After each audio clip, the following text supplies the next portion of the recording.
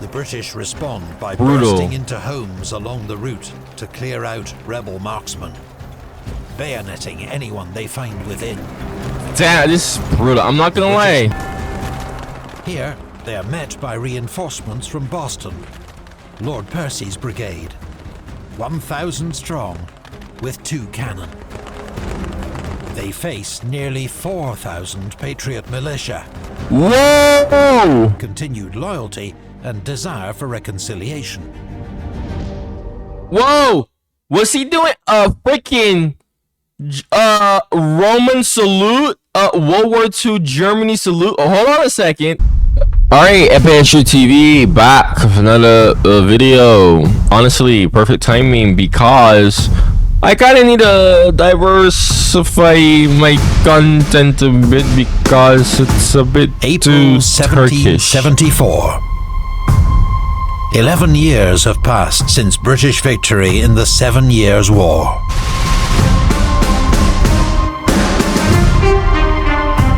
And since that moment, ties between the 13 colonies and the motherland have been under increasing strain. Much of the dispute is over the British Parliament's right to tax the colonies, a right fiercely contested by many colonists. But it is also a conflict over sovereignty, about who governs in North America. On the frontier, and for all colonists who have a stake in westward expansion, there are added reasons to resent the British government. This is where the 7 Years' War, known locally as the French and Indian War, had started. The first shots were fired in 1754 in Ohio country by troops under the command of a 22-year-old Lieutenant Colonel George Washington. After the war, the British hoped to end clashes with Native American tribes and bring peace to the frontier. To this end, in 1763, a royal proclamation is issued, which imposes limits on further westward expansion beyond the Appalachian Mountains into the land now termed Indian Territory. For colonial land speculators, pioneers, and farmers, the proclamation cuts off access to a vast source of cheap land and stokes further anti-parliamentary feeling. The colony's list of grievances seems to grow year by year. Okay, again, letting the video play for a bit before I speak here. It's funny because when I was in school in America, right, middle school, right, and the way how they taught us this, and it's funny how American propaganda works. I used to believe this too. I mean, I was like in middle school. Of course, I would believe it, right? Until I did my own digging and found out the truth. They taught us that the British were doing it because they just wanted more control. King George III just wanted more control over the 13 colonies, and he was just trying to oppress the people in any ways that he can, because King George III was just that much of a tyrannical ruler. Yeah, that's literally how we were taught this law in American middle school. Literally, yeah. No mention of the fact that the British was actually trying to make peace with the natives, keep the region stable. None of that. Nope, none of that. And this is actually why the natives would eventually side with the British in the American Revolution over the Americans, because the Americans, even though they're British at this point, yes, I even said in my last reaction that we should probably differentiate them because there were clear differences. But the people that would become Americans were increasingly encroaching on native land, and the British wasn't trying to do that all that much. Like what Epic History TV said, the British was trying to keep peace with the natives because it was a lot. It was just a hassle, right? It was just a hassle, especially with the 7 Years' War on everyone's minds. That the native issue was such a big problem. Most Europeans, French, later British, more or less is just gonna leave them alone. But the Americans, nope. So I find it funny how this proclamation, if you gone to school in America, like like the way how America teaches it, it's the propaganda is so disgusting. It's like they'll teach it like if it's something so heinous and terrible, like, oh no, the people are restricted, no, when in reality, no, the people weren't restricted. It's just that it's what Epic History TV said. But anyway, I just pointing that out.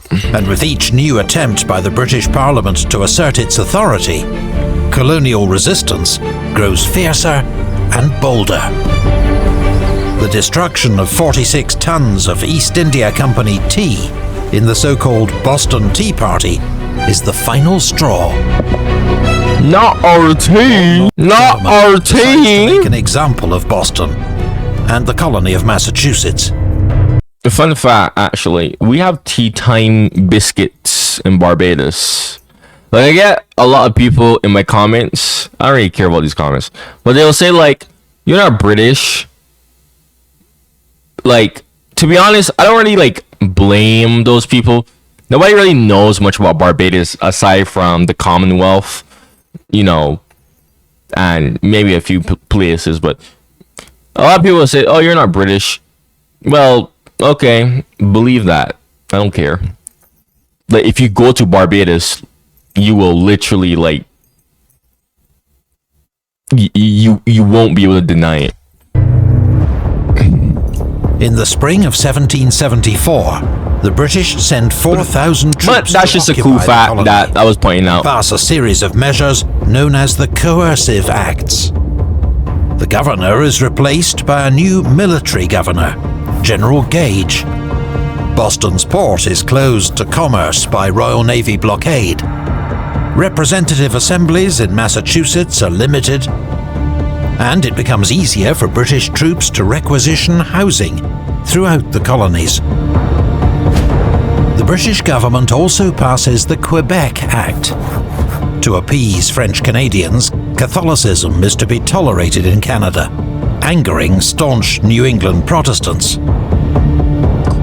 Large tracts of Midwestern land are also allocated to the province of Quebec, further antagonizing American colonists who had their eyes on the land.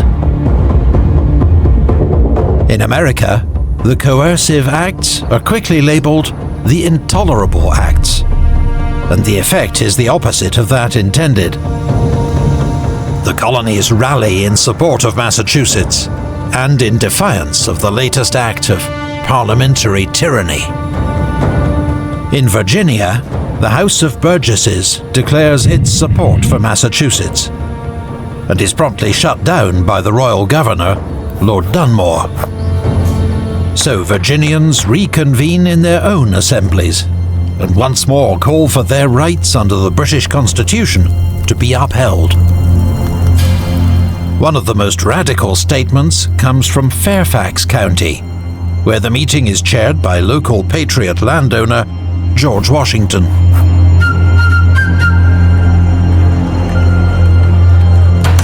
"10 years earlier, the colonies had not dared to claim that only they had the right to govern themselves. Now, they don't hold back."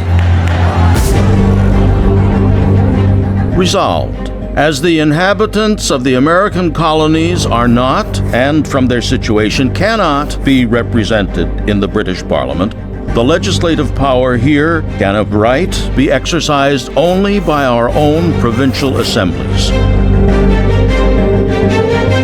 Resolved, The powers over the people of America, now claimed by the British House of Commons, must, if continued, establish the most grievous and intolerable species of tyranny and oppression that ever was inflicted upon mankind.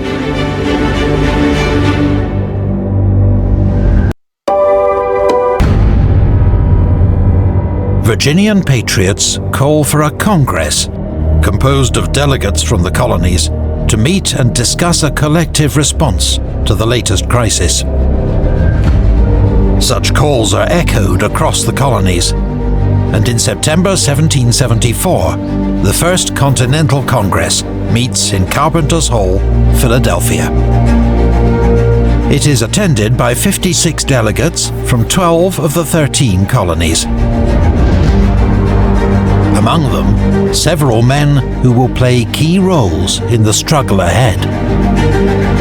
John and Samuel Adams of Massachusetts, self-made men incensed by the British occupation of their colony. John Dickinson, a moderate from Pennsylvania who seeks reconciliation with Britain. And Patrick Henry, the radical from Virginia, who holds what for most is still an extreme position, total independence from Great Britain. Despite their divisions, a compromise is reached. The colonies agree to boycott all British goods until the Intolerable Acts are repealed. They will also send another petition to King George III, listing their grievances, while expressing continued loyalty and desire for reconciliation.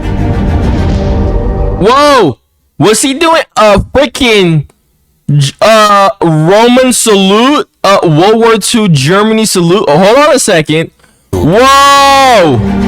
They will also send a petition. They will also freaking listing their grievances. Wait. While expressing continued loyalty and desire for reconciliation. Whoa! They're doing the Roman salute, the World War II Germany salute.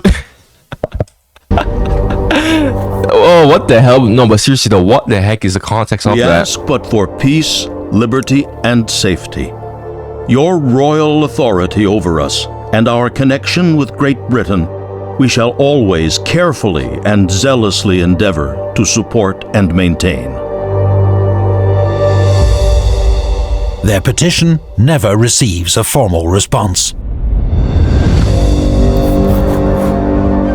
The First Continental Congress cannot solve the crisis, but it has demonstrated that the colonies can come together to debate shared grievances and form a plan of action. The delegates are impressed with their fellow Americans and recognize the importance of their task. A new sense of solidarity inspires confidence that, if required, they can work together again for the common interest of all.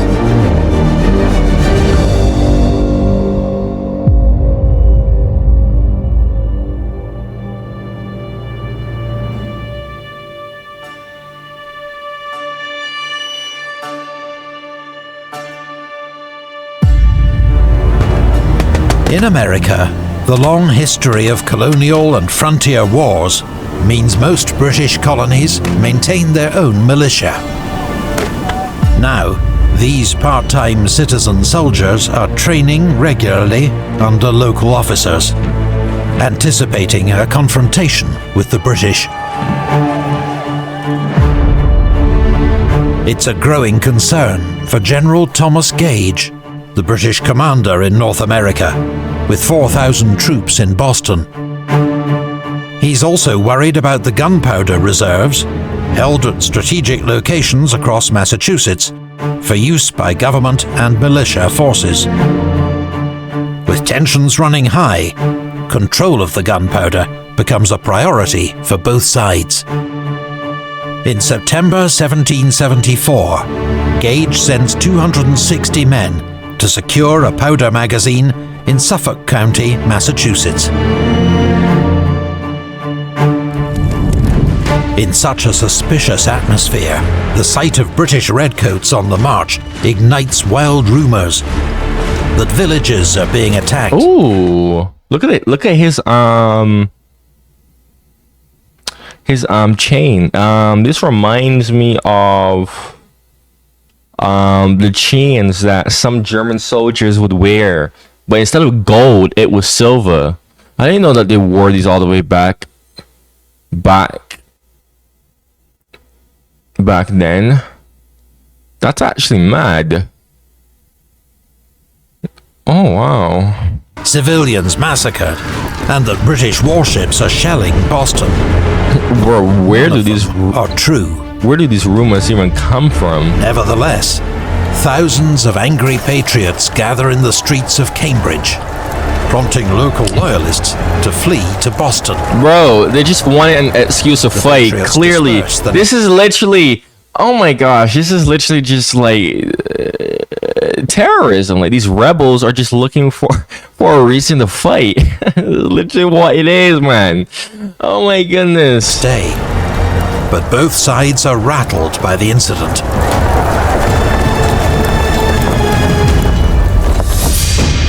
That winter, General Gage pulls his forces back within Boston and begins to fortify approaches to the city. He also requests reinforcements from Britain. Parliament delays. The British Army is tiny, and sending troops to America is expensive. But with each passing month, colonial opposition grows stronger and more impassioned. In February, Parliament declares parts of the colony of Massachusetts to be in active rebellion. On the 23rd of March 1775, Patrick Henry addresses the Virginia Convention. If we were base enough to desire it, it is now too late to retire from the contest. There is no retreat but in submission and slavery. Our chains are forged. Their clanking may be heard on the plains of Boston. The war is inevitable, and let it come. I repeat, sir, let it come. I'm not gonna lie to you, as much as I view these people as rebels and just borderline terrorists, this quote is fire. This quote is actually pretty fire. This is actually super cold. I can't lie. I can't lie, bro. This is pretty hard. This is pretty hard. What course others may take, but as for me, give me liberty or give me death. The following month, General Gage receives orders to disarm the local militia and arrest its leaders. He targets a small town 20 miles from Boston called Concord, where he believes Patriot munitions and stores are stockpiled. But the Patriot militia know the British are coming, and the long-simmering standoff between Britain and its colonies is about to explode. The grammatically correct term is her colonies. Nerd emoji. I know, I'm sorry, I just had to. Into open warfare. I just have to say that. Britain and its like, it sounds weird. Loving the amateur.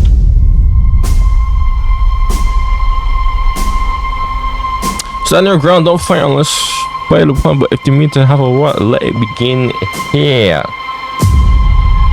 19th of April, 1775. Everything happens Boston. in April, I swear to you. I say this in like so many reactions, bro, but it British does. infantry, drawn from elite grenadier and light infantry companies, cross Boston Harbor in boats and begin their march to Concord. They are led by 51-year-old Colonel Francis Smith, who's been stationed in America for 8 years. 8 years? Oh, you must hate it there, bro. I've been in America for 10 years and I'm ready to leave. His honestly, operation is supposed to be secret. The route has been carefully planned, and British scouts and spies patrol the countryside. But the Patriots have their own spy network in Boston. And before the British have even left the city, Several Patriot horsemen, including Paul Revere, have ridden out to raise the alarm across eastern Massachusetts. In Lexington, militia captain John Parker is alerted to the approaching British column.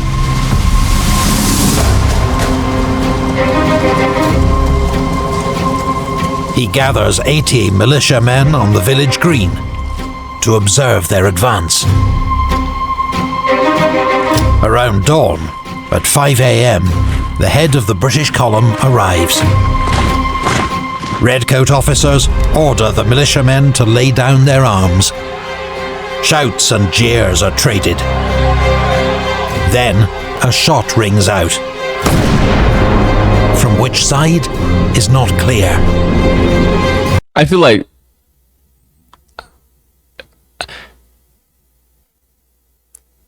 who this is a good question. Who shot?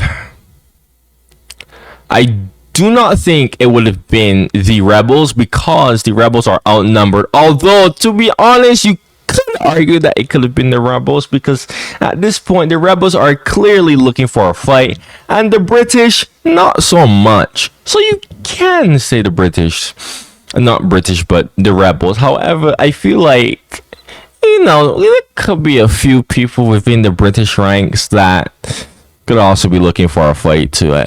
So, you know, maybe that one guy all the way in the back of the ranks, you know, just look around, be like, hey man, don't snitch on me, alright? But, you know, I'm just gonna whip out my pistol real quick, or my musket, whatever the hell you're using, and, you know, just shoot in an obscure direction, you know, so that no one knows, just to let loose.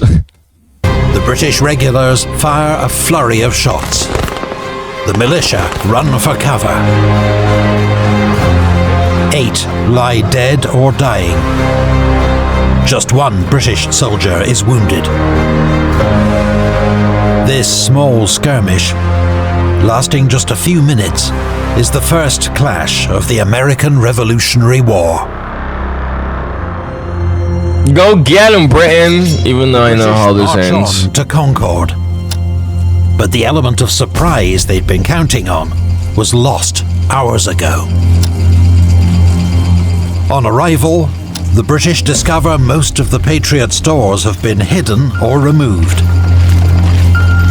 They spread out across town to destroy what they can find. Meanwhile, a large militia force gathers to the north, on a hill overlooking the town. Concord Hill. They include several companies of the famous Minutemen, picked men from local settlements, ready to march at a minute's notice. 400 strong, they outnumber the British detachment guarding North Bridge 4-1. Oh my goodness. The militia are agitated. There are rumors of a massacre at Lexington. They can see smoke rising from Concord. Under pressure from his men to act, Militia Colonel James Barrett orders an advance to the bridge. Both sides have orders not to fire first, but alarmed by the approaching militia, the British fire a ragged volley. Yeah. The militia return fire. A handful of men fall killed and wounded on each side. The outnumbered redcoats turn and run. Damn. The militia, stunned by their own success, do not pursue. That's funny. That's actually Standoff funny. resumes, but now with bodies from both sides strewn across the battleground. So it's so Lexington,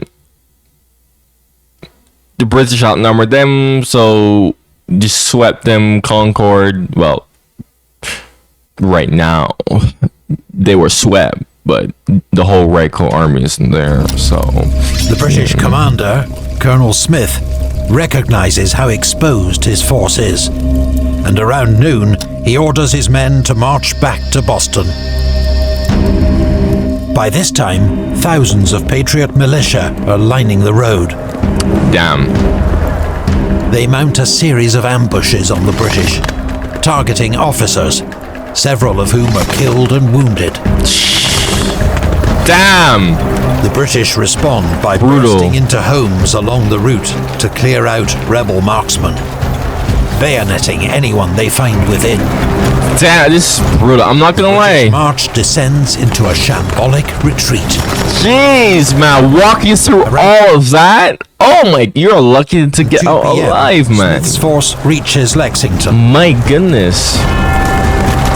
Here, they are met by reinforcements from Boston, Lord Percy's brigade, 1,000 strong, with 2 cannon. They face nearly 4,000 Patriot militia. Whoa! Percy's 2 guns open fire, dispersing the militia and buying the British some time before the retreat continues. Lord Percy oversees a more disciplined fighting retreat, but militia sniping claims a steady toll. Bro, look at all those militias popping up, bro. Holy shit. As the embattled redcoats approach Boston, they veer east to avoid another large militia force gathering at Cambridge. What the? I'm flabbergasted. The safety of Charlestown around nightfall. Many British soldiers have been marching and fighting without rest for almost 24 hours. All told, the British have lost 73 men killed and 173 wounded. The Americans, 49 killed and 39 wounded.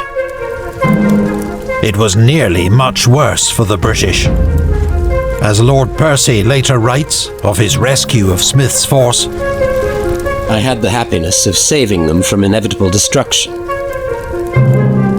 Of their opponents, he adds, Whoever dares to look upon them as an irregular mob will find himself much mistaken.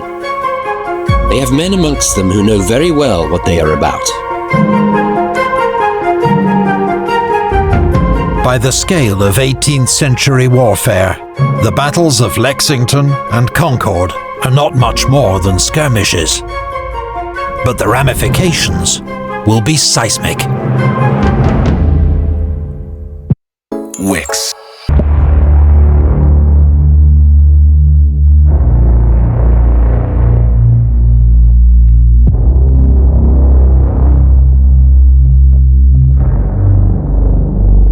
In the aftermath of the fighting, 15,000 militiamen encircle Boston.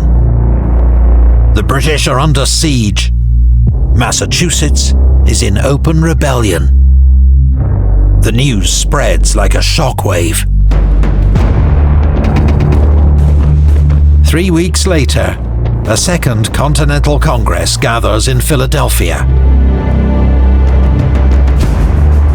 Delegates had expected to be busy coordinating further protests. But suddenly, with the colonies in open conflict with the British, they begin to take on the work of a wartime government. Congress appoints a committee to secure military supplies, votes to raise loans to pay for them, and issue bills of credit.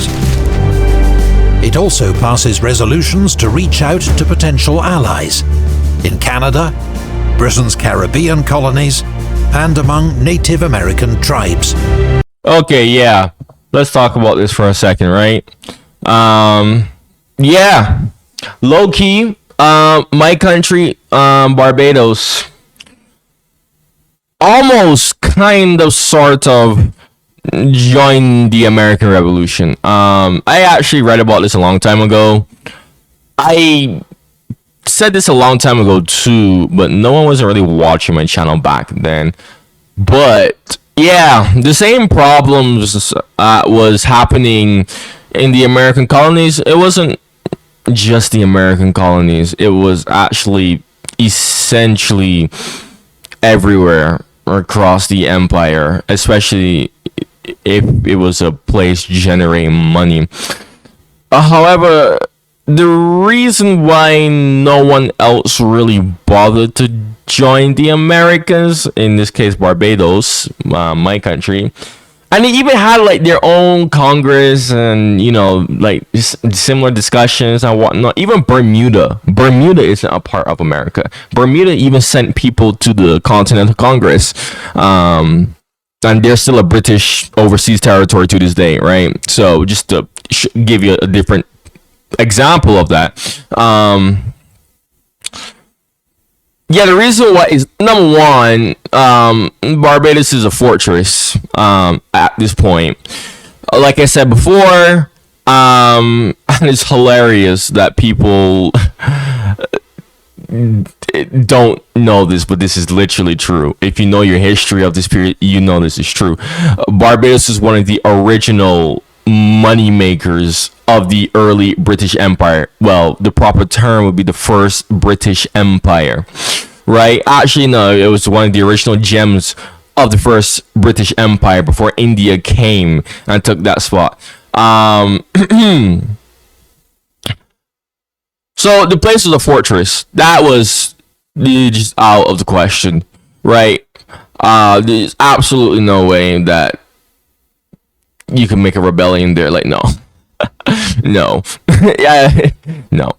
Even throughout the war, like, Barbados was just secured, completely secured. That's because the amount of money that the island was producing. Like, yeah, even when the French joined too. So yeah. And also, yes, the problems that Britain was doing was affecting everyone else, but it wasn't really as bad as America. Like,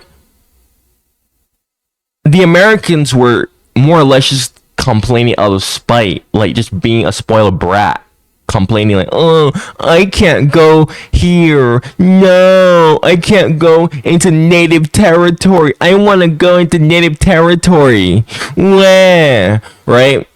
Like, literally a spoiled brat, thinking that they could do whatever they want, which would affect other people. And when you try to explain to them, hey, you can't do that because, this would affect other people, they, throw a tantrum. This is how I view the American Revolution, to be honest. You're basically just, a spoiled brat who wasn't raised, when you really actually think about it, that's literally what it is. Like, you have parents that don't raise their kids, the kids saying just go freaking AWOL, Britain just kind of just left America alone to its own devices because America wasn't really profitable.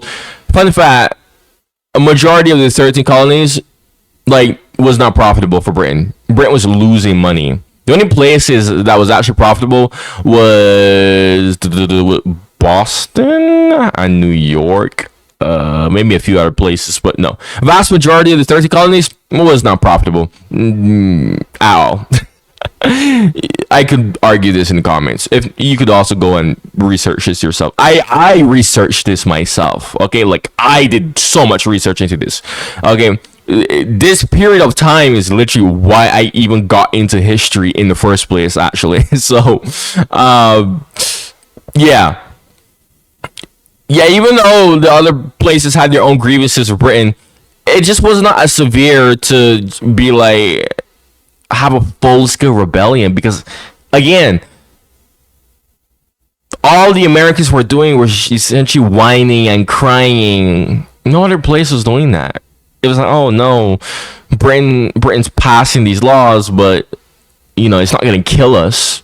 Like, these laws weren't gonna kill the Americans. Wasn't really gonna do anything to the Americans in the grand scheme of things. Only the founding fathers who were rich businessmen, smugglers and whatnot, of course it would affect them because they want to make money, but overall, no, not really.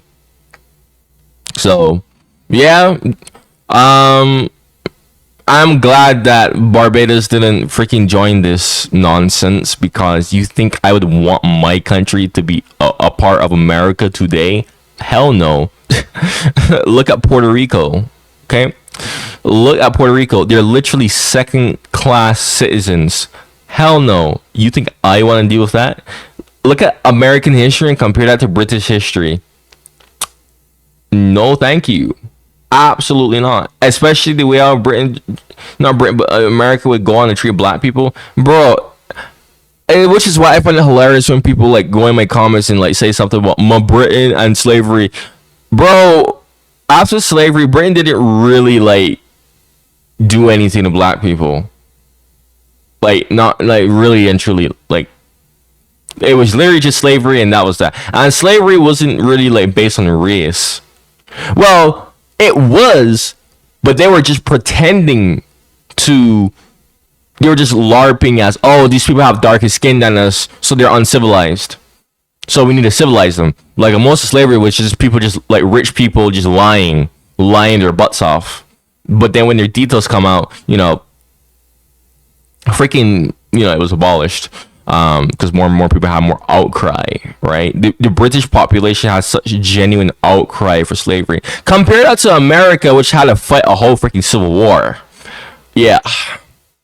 Yeah. Thank God that Barbados remain loyal to the empire to this day. Well, not to this day, because they abolished the monarchy, but that was without the people's consent. Otherwise, we still would have been a Commonwealth realm. Many delegates are veterans of the first Congress, but there are also new faces. The celebrated inventor Benjamin Franklin of Pennsylvania, who has returned from England. He is appointed Postmaster General with orders to establish a new postal service. Then there's the wealthy merchant John Hancock of Massachusetts. And in June, they are joined by the young lawyer Thomas Jefferson of Virginia. But Congress's most urgent priority is to form a united Continental Army that can stand against the inevitable British response. It is obvious that the large militia forces around Boston will be the Army's foundation. But who will lead them? For many in Congress, there's only one man for the job. The 43-year-old Virginian delegate, George Washington. He is well known for his patriot views and admired for his military service in the French and Indian War. As a not-so-subtle reminder of his credentials, the 6'2" Washington attends Congress in his Fairfax militia officer's uniform.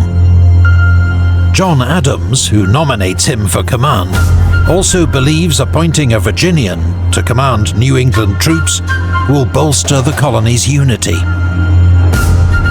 On the 15th of June, 1775, Congress unanimously approves Washington's appointment as Commander-in-Chief of the Continental Army.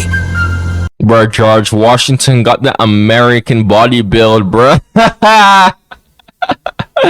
Seriously, though, I am very surprised. I mean, look at his tummy, bro. Like, how do you get yourself like that? I'm not even insulting him. Like, I'm genuinely curious. Like, in this time period, people were eating much less calories. Like, how do you like get to that point? He agrees to. And he's 6'2".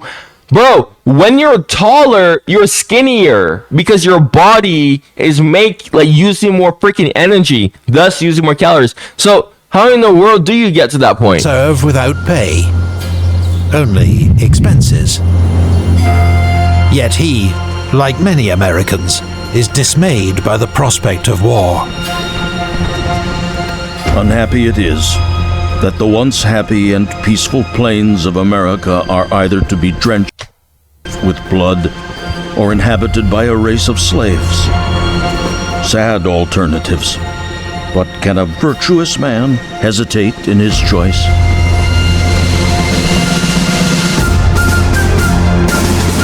In the tumultuous years ahead, many delegates will question the decision to give Washington command. But ultimately, it will prove one of the best decisions ever made by Congress. The challenge Washington faces is immense. To form a professional army from scratch with half-trained contingents from disparate colonies to take on one of the world's most successful military powers. And before Washington can even reach the army, he learns the British have already attacked. Another thing too is that actually, George Washington, the only place that he ever visited outside the United States, actually, and most Americans don't even know this, was Barbados, my country. In fact, his house is still down there. It's a monument, tourist destination that you could go and see his rooms and how he lived. No, I did mention this before, but again, most people didn't really watch my channel back then, so there is that. Because I was shadow banned back then for some weird reason. I don't know why I was, but I was. But why did he visit Barbados? Because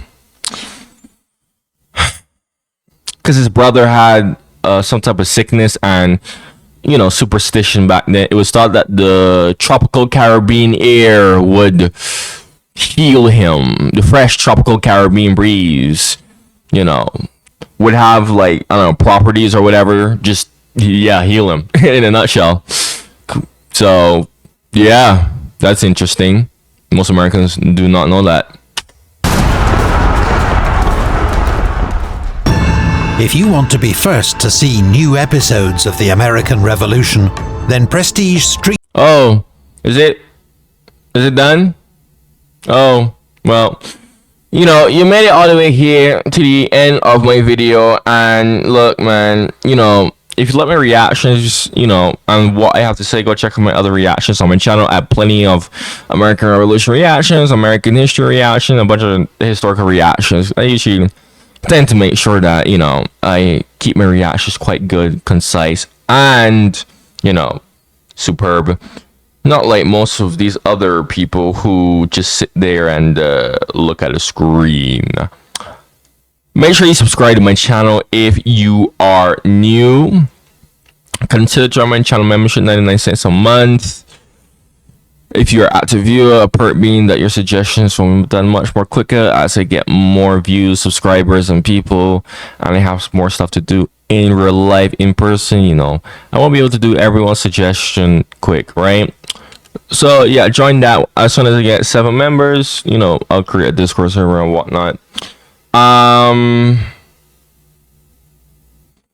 Make sure to turn the bell notifications on. Thank you for watching, and goodbye.